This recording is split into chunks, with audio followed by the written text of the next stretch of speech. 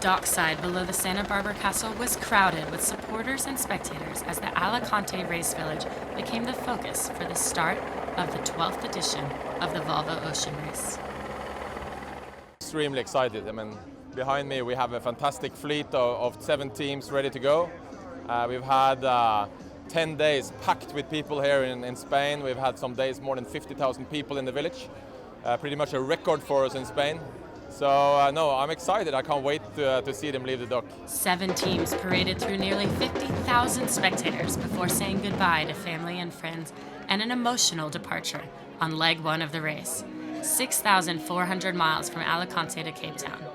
This first stage of 9 legs will take the fleet more than 3 weeks. All the girls on Team SCA are ready to race, and we can't wait to go. It's been a long time, a lot of training, and we're really happy that finally this day's arrived.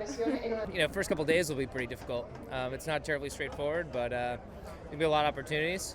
Some will go well, some will go not so well. It's just a matter of chipping away and kind of doing what we believe in. At 1400 local time, the starting cannon fired and the 7th boat fleet set sail on an opening lap of the Bay of Alicante, racing neck-and-neck Grand Prix style for the first hour of the race.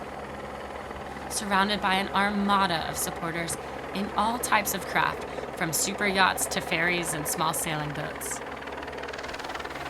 And then, as the boats rounded the leading mark and headed off to the southeast, the process of settling into the first leg began.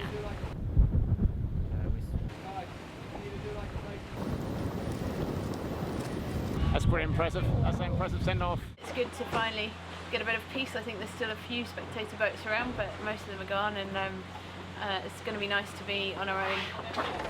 By sunset, the fleet was heading south for the first night at sea.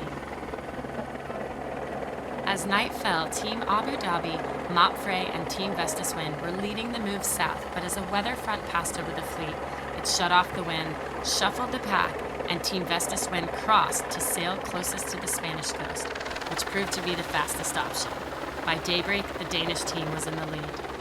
Throughout the first full day at sea, most of the fleet remained inside of each other, scoping out the opposition, trying to stay in touch as the wind built from the west, and preparing themselves for the transit through the Straits of Gibraltar out into the North Atlantic.